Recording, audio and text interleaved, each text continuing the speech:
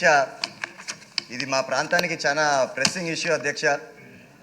దాదాపు 25 ఏళ్ల కిందట ఎప్పుడైతే మా సాగునీరు ఎండిపోయి తాగునీరు కరువైన రోజుల్లో వినూత్నంగా ఆలోచించి రా మెటీరియల్ సమీపంలో లేకపోయినా కూడా వందల కిలోమీటర్లని తరలించి చిన్న తరహా గ్రనైట్ ఫ్యాక్టరీలు మళ్ళా నల్లబండల పరిశ్రమలు ఏర్పరచుకున్నారు అధ్యక్ష. దాదాపు కేవలం మా నియోజకవర్గంలోనే 1800 ఫ్యాక్టరీలు ఉండేవి అధ్యక్ష. మీరు ఒకటి గమనించాలి అధ్యక్ష, ఇక్కడ ఉండేటివి అన్నాను ఎందుకంటే గత ప్రభుత్వం పెంచిన విద్యుత్ ఛార్జీలు అయితేనేమి రాయితీలు అయితేనేమి కట్టుకోలేక దాదాపు చాలా మూతపడిపోయినాయి అధ్యక్ష. ఈ ఫ్యాక్టరీలలో ఎంత కాదన్నా ఒక నియోజకవర్గం మా తాడిపత్రిలోనే దాదాపు 30,000 నుంచి 40,000 మంది ఉపాధి కల్పించేవాళ్ళు అధ్యక్ష.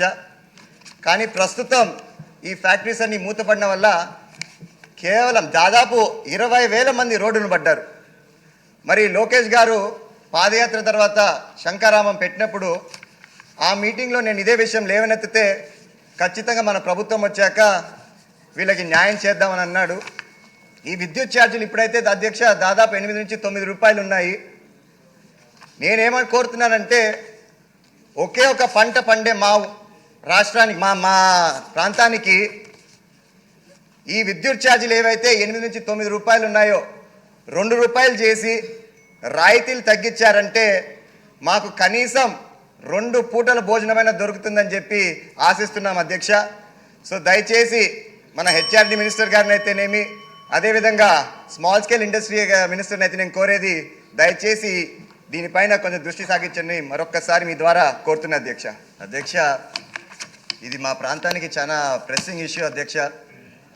దాదాపు 25 ఏళ్ల కిందట ఎప్పుడైతే మా సాగునీరు ఎండిపోయి తాగునీరు కరువైన రోజుల్లో వినూత్నంగా ఆలోచించి రా మెటీరియల్ సమీపంలో లేకపోయినా కూడా వందల కిలోమీటర్లని తరలించి చిన్న తరహా గ్రనైట్ ఫ్యాక్టరీలు మళ్ళా నల్లబండల పరిశ్రమలు ఏర్పరచుకున్నారు అధ్యక్ష.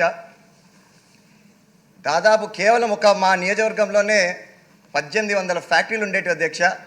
మీరు ఒకటి గమనించాలి అధ్యక్ష, ఇక్కడ ఉండేటివి అన్నాను ఎందుకంటే గత ప్రభుత్వం పెంచిన విద్యుత్ ఛార్జీలు అయితేనేమి రాయితీలు అయితేనేమి కట్టుకోలేక దాదాపు చాలా మూతపడిపోయినాయి అధ్యక్ష.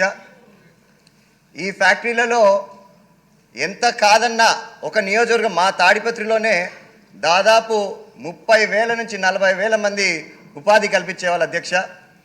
కానీ ప్రస్తుతం ఈ ఫ్యాక్టరీస్ అన్ని మూతపడిన వల్ల కేవలం దాదాపు 20,000 మంది రోడ్డును పడ్డారు. మరి లోకేష్ గారు పాదయాత్ర తర్వాత శంకారామం పెట్టినప్పుడు ఆ మీటింగ్లో నేను ఇదే విషయం లేవనెత్తితే ఖచ్చితంగా మన ప్రభుత్వం వచ్చాక వీళ్ళకి న్యాయం చేద్దామని అన్నాడు.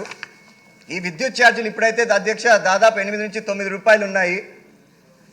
నేనేమని కోరుతున్నానంటే ఒకే ఒక పంట పండే మా రాష్ట్రానికి మా ప్రాంతానికి ఈ విద్యుత్ ఛార్జీలు ఏవైతే 8 నుంచి 9 రూపాయలు ఉన్నాయో 2 రూపాయలు చేసి రాయితీలు తగ్గించారంటే మాకు కనీసం 2 పూటల భోజనమైనా దొరుకుతుందని చెప్పి ఆశిస్తున్నాం అధ్యక్ష.